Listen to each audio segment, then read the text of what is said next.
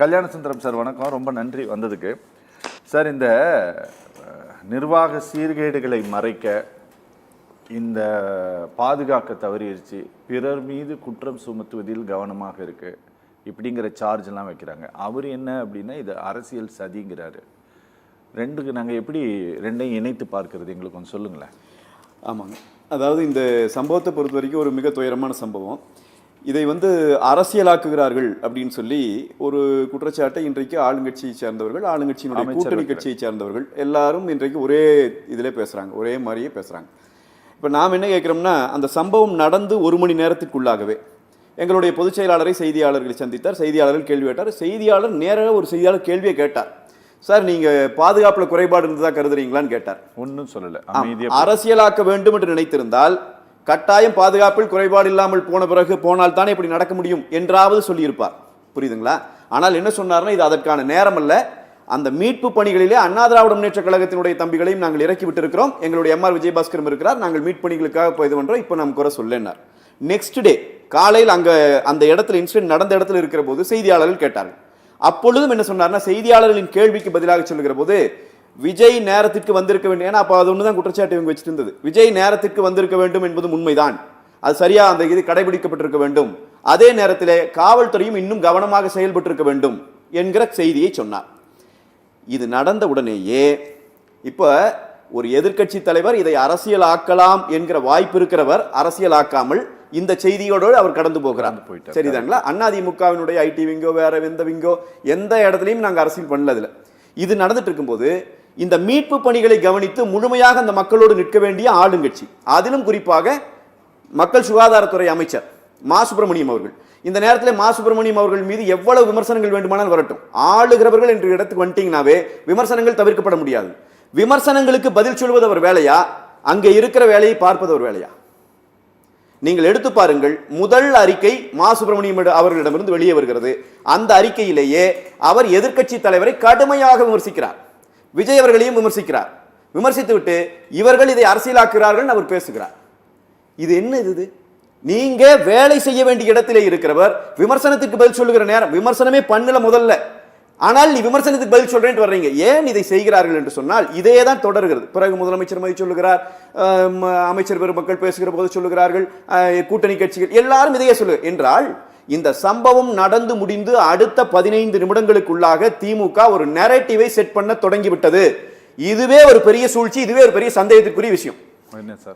ஏன் அப்படி நான் சொல்றேன்னா, நீங்க எல்லா ஊடகங்களிலும், நீங்க பெரும்பாலான சேட்டலைட்டோட பிரிண்ட் பிரஸ் மீடியாவையும் சேர்த்து சொல்றேன், எல்லா சமூக வலைதளங்களுக்குள்ளாகவும் இன்றைக்கு செந்தில் பாலாஜி அவர்கள் குறிப்பிட்டு சொன்னதை போல எங்களுக்கு ஆதரவான கருத்துக்கள் எவ்வளவு இருக்கிறது சமூக வலைதளம், அதை பார்க்கலையான்னு கேட்டார் இன்னைக்கு செய்தியாளர்கள்.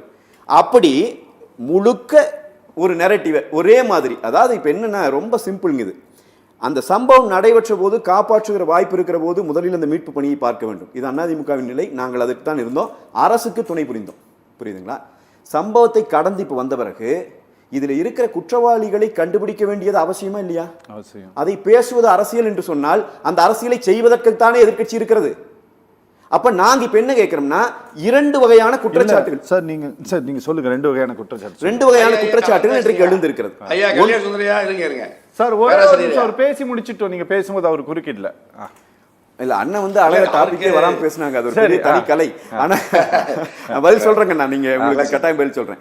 என்னன்னா இப்ப சிக்கல் என்ன அப்படின்னா, இதுல 2 குற்றச்சாட்டு இருக்கு. ஒன்னு, விஜய் அவர்களினுடைய கட்சி மீது, விஜய் அவர்கள் மீது, அந்த அந்த கூட்டத்துக்கு அனுமதி வாங்கியவர்கள், ஏற்பாடு செய்தவர்கள், அவர்கள் தரப்பினர் மீது குற்றச்சாட்டு இருக்கிறது. சரி, இந்த குற்றச்சாட்டிலே நடவடிக்கைகள் எடுக்க கூடாது என்று யாராவது பேசினார்களா? சரி, இல்ல, நாங்கள் பேசவில்லை. சரிங்களா? ஆனால் இன்னொரு தரப்பு குற்றச்சாட்டு, அரசினுடைய காவல்துறையும் உளவுத்துறையும் முழுமையாக தோல்வியடைந்திருக்கிறது, அரசு நிர்வாகம் தோல்வியடைந்திருக்கிறது என்பதோடு நின்றிருந்தாலும் பரவாயில்லை. இனி அதற்கும் மேலும் போய் ஒரு தலைவர் அனுமதி வாங்கிய இடத்திலே ஒரு கட்சியின் தலைவர் நின்று பேசிக் கொண்டிருக்கிற போது அவர் மீது செருப்புகள் வீசப்பட்ட காட்சி வீடியோவாக வெளியே வந்து விட்டது. இது அடுத்த நாள் தான் வருது, முதல் நாள் வரல. அடுத்த நாள் மாலை நேரம் தான் இந்த வீடியோவே வெளியே வருது. இப்படி இந்த வீடியோ எல்லாம் வெளியே வந்த பிறகு ஒரு சூழ்ச்சி அங்கே நடைபெற்று இருக்கிறது. வந்துச்சு இல்லைங்களா? ரைட். அப்ப அதுக்கு ஒரு சூழ்ச்சி நடைபெற்று இருக்கிறது என்கிற சந்தேகம் வருவதற்கான முகாந்திரம் இருக்கிறதா இல்லையா? கற்பனையில சொல்லலாங்க. அப்போ இந்த சூழ்ச்சி நடைபெற்று இருக்கிறது, இந்த சூழ்ச்சிக்கு காரணமானவர்கள் யார் என்பதை நாம் பார்க்க வேண்டும் என்று சொல்லுகிற போது திமுக உடனடியாக பதட்டம் அடைவதற்கு காரணம் என்ன? ஓகே, அப்ப நாங்க வந்து யார் பண்ணான்னு சொல்லல, நாங்க சொல்லல, யாருன்னு விசாரிங்கன்னு சொன்னா அதுவே விசாரிக்க கூடாதுன்னு சொல்றீங்க. இப்ப நாம இப்ப இருக்கிற பிரச்சனை என்னன்னா, இப்போ நீங்க அவசர அவசரமா ஒரு ஒன் மேன் ஒரு மரியாதைக்குரிய நீதியரசரை வச்சு நீங்க ஒரு கமிட்டி போட்டிருக்கிறீங்க. இந்த கமிட்டிக்கு என்ன டேர்ம்ஸ்ங்கிறத கொடுத்துருக்கீங்களா? டேர்ம்ஸ் ஆஃப் ரெஃபரன்ஸ் ஒரு ஜிஓ போடணும்ல. ஒரு கமிட்டி போட்டீங்கன்னா வந்திருக்கா ஜிஓ? யாராவது செக் பண்ணுமா? எந்த கமிட்டி ஒரு அரசாங்கம் போட்டாலும் டேர்ம்ஸ் ஆஃப் ரெஃபரன்ஸ் கொடுக்கணும், ஒரு ஜிஓ போடுவாங்க. அதுல இந்த கமிட்டி எதை விசாரிக்க வேண்டும் என்கிற செய்தி அந்த கமிட்டிக்கு உணர்த்தப்படும் அரசின் சார்பில். இந்த கமிட்டிக்கு இருக்கா டேர்ம்ஸ் ஆஃப் ரெஃபரன்ஸ்? எதை விசாரிக்க வேண்டும் என்றே நீங்கள் சொல்லாமல் என்னதான் விசாரித்துக் கொண்டிருக்கிறீர்கள் என்றால், இந்த கமிட்டி முழுக்க முழுக்க ஒருதலை பட்சமாக ரெண்டு பேர் மேல குற்றச்சாட்டு இருக்கிற போது ஒருவர் மீது இருக்கிற குற்றச்சாட்டை மட்டும் விசாரிக்கிற கமிட்டியாக இருக்கிறது என்று நாங்கள் குற்றஞ்சாட்டுவதற்கான முகாந்திரம் இருக்கா இல்லையா? நான் தெரிஞ்சுக்கிறதுக்காக தான் கேட்கிறேன் சார்.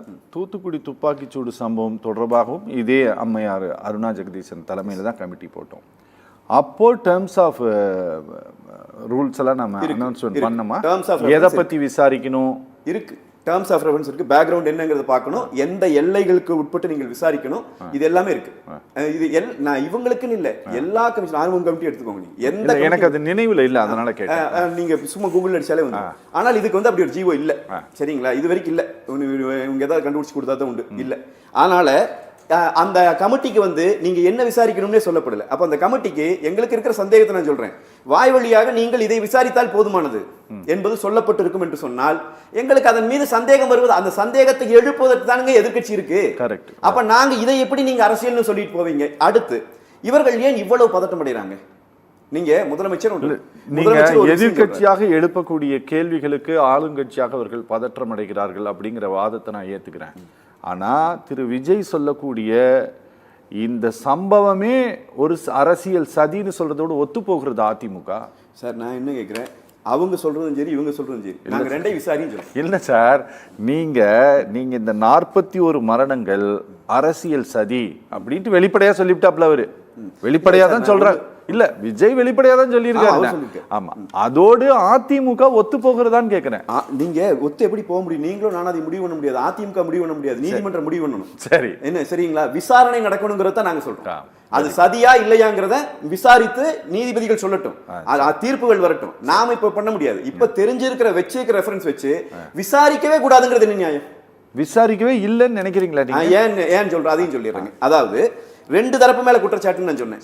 இந்த ரெண்டு தரப்புல ஒரு தரப்பின் மீது நடவடிக்கை எடுக்கிற தமிழ்நாடு அரசுக்கு முழுமையான உரிமை உண்டு, அவங்க ஒரு கமிஷன் போட்டு விசாரிக்கலாம்.